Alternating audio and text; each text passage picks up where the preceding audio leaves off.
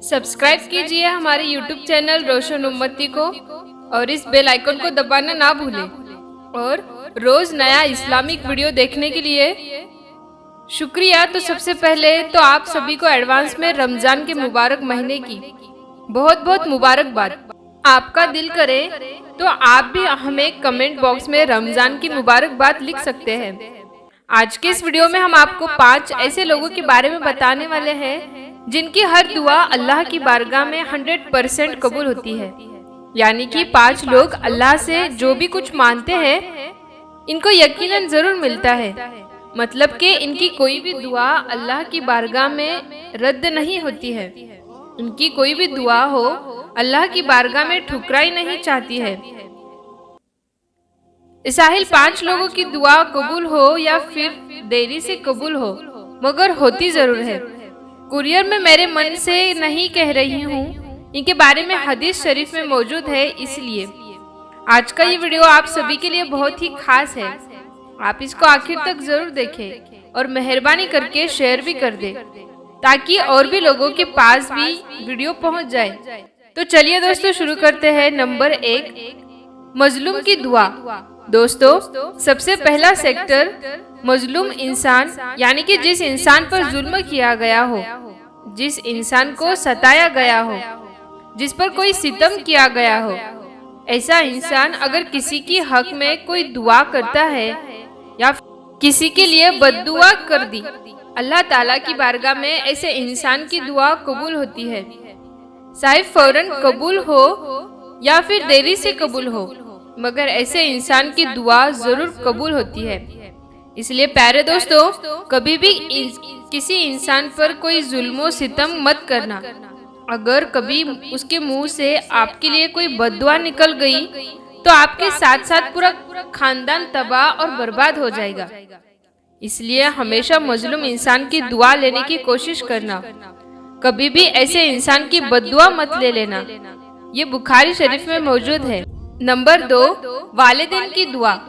दोस्तों दूसरे इंसान ने वालिदैन की यानी कि माँ बाप की दुआ अपने औलाद के हक में मुस्लिम शरीफ की हदीस में मौजूद है कि अगर कोई माँ बाप अपनी औलाद के हक में कोई दुआ कर देता है तो उनकी दुआ यकीनन अल्लाह की बारगाह में कबूल की जाती है।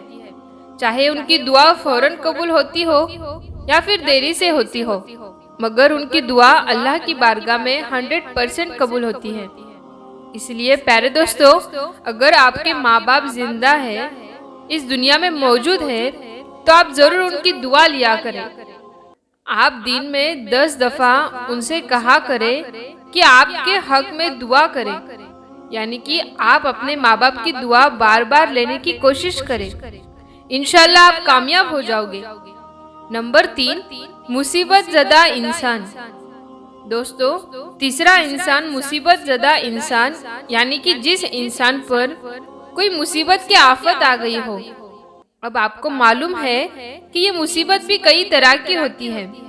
मान लो कि अगर किसी की औलाद हो, वफात पा गई हो, अब माँ बाप पर बहुत बड़ी मुसीबत आ गई है।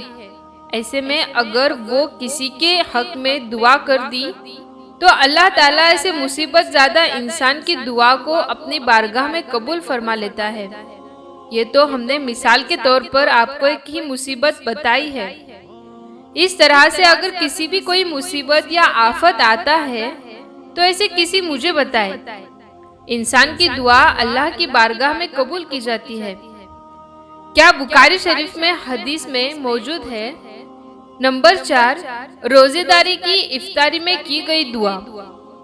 दोस्तों चौथा इंसान रोजेदार, अगर रोजेदार इंसानी इफ्तारी के वक्त में कोई दुआ करता है तो अल्लाह ताला उसकी दुआ को रद्द नहीं करता है, बल्कि फौरन अपनी बारगाह में कबूल फरमा लेता है। क्योंकि एक रोजेदार इफ्तारी से चंद सेकंड पहले तक खाने पीने से रुका होता है। उसके सामने खाने पीने का सामान भी रखा होता है, मगर वो किसी इंसान के डर से नहीं बल्कि अपने रब के डर से उनको खाता पीता नहीं है। अगर वो चाहे तो उन्हें छू कर भी खा पी कर सकता है, मगर वो ऐसा नहीं करता है। ऐसे शख्स से फिर अल्लाह ताला बहुत खुश होते हैं और इफ्तारी के वक्त में मांगी गई दुआ को अल्लाह जरूर कबूल कर लेता है। ऐसे शख्स से अल्लाह ताला बहुत खुश होता है। नंबर 5, दूसरों के लिए की गई दुआ। दोस्तों, तिर्मिज़ी शरीफ की हदीस में है कि जो इंसान दूसरे के लिए कोई दुआ करता है, यानी कि किसी और की हक में अगर कोई दुआ की जाती है, तो अल्लाह ताला इस दुआ को भी फौरन अपनी बारगाह में कबूल फरमाता है। जैसे कि अगर कोई इंसान अपने खुद के लिए कोई दुआ करता है, तो वो कहता है कि अल्लाह मेरी या परेशानी दूर कर दी, या अल्लाह मेरी वो मुसीबत खत्म कर दे। ऐसी दुआ को अल्लाह कबूल करे या ना करे, या अल्लाह की मर्जी है। लेकिन अगर कोई इंसान किसी और के लिए कोई दुआ करता है और वो कहता है या अल्लाह फला इंसान की परेशानी को दूर फरमा, या अल्लाह फला इंसान की मुसीबत को खत्म कर दे, तो याद रखे ऐसी दुआओं को अल्लाह कभी रद्द नहीं करता है। अल्लाह दूसरों के लिए मांगी गई दुआ को फौरन अपने बारगाह में कबूल फरमाता है। तो दोस्तों, ये 5 लोग ऐसे हैं जिनकी चाहे कोई दुआ हो या फिर बद्दुआ, अल्लाह की बारगाह में फौरन कबूल की जाती है। इसलिए रमजान का महीना शुरू होने वाला है, आप इन 5 लोगों की दुआ में शामिल होने की जरूर कोशिश करें। इंशाल्लाह आपकी जिंदगी संवर जाएगी। अल्लाह हाफ़िज़।